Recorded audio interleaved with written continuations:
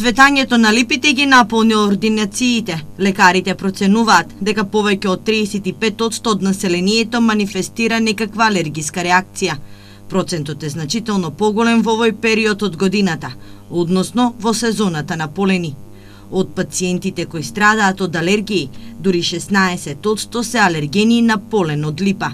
Најчесто на удар се децата.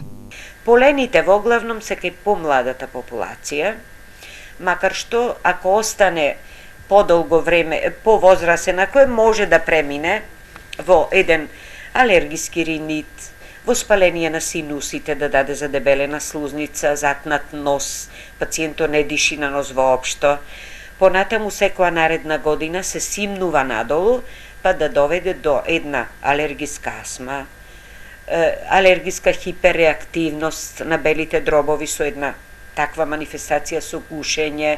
Кивањето, растечениот нос, црвенилото се само дел од симптомите, но сепак постојат и други симптоми кои укажуваат дека станува збор за алергија.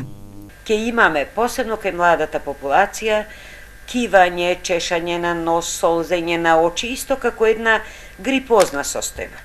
Затоа се вика и поленска треска.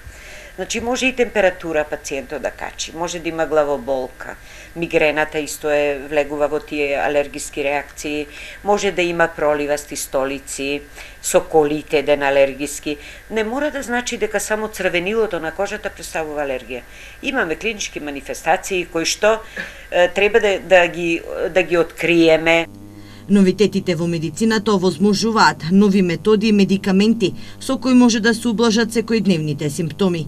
Дел од терапијата се наоѓа и на позитивната листа. Алергијата се уште не се лекува, но состојбата на пациентот може да се контролира со редовно земање на терапија препишана од специјалист.